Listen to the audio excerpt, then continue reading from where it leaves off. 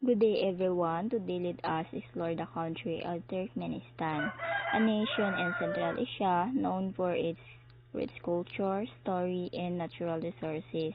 Turkmenistan is a landlocked country located in Central Asia. It lies between 3508 to 42 degree 48 north latitude and 52 degree 27 to 66 degree 41 east longitude. The country is bordered by the Caspian Sea to the west with a coastline about 1,786 kilometers. It shares land borders with Kazakhstan to the northwest, Uzbekistan to the northeast and northeast, Iran to the south, and Afghanistan to the southeast. The official name of the country is Turkmenistan or Turkmenistan in the Turkmen language. It is unitary presidential republic under a totalitarian hereditary system. The president holds most political power, while the legislature is composed of the Assembly and the People's Council.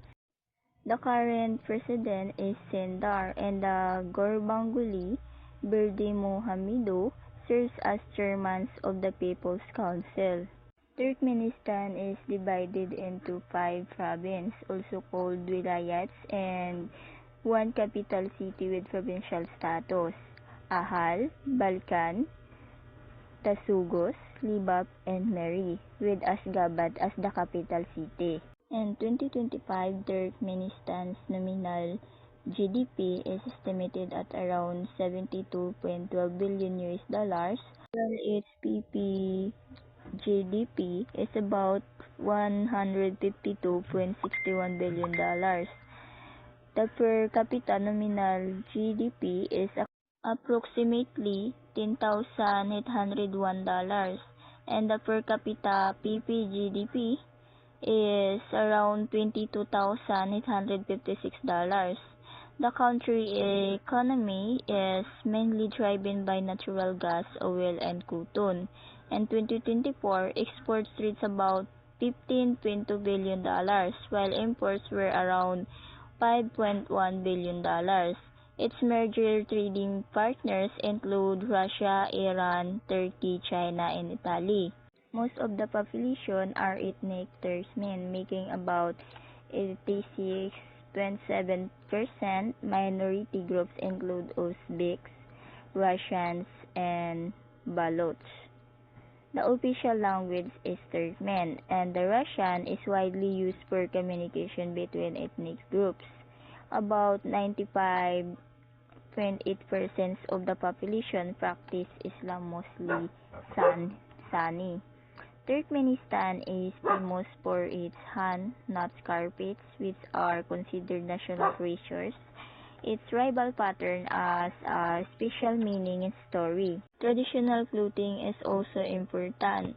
Men wear the telpik, a large sheepskin hat, while women wear embroidered dress and silver jewelry. Hospitality is a strong tradition, and guests are warmly welcomed with tea and local dishes. One of the most important historical sites, Turkmenistan, is ancient Merv, located about 30 kilometers from the city of Meri. It is one of the oldest and best preserved Oghuz cities along the Silk Road. Ancient Merv was once the capital of the Arab Caliphate and the Great Seljuk Empire.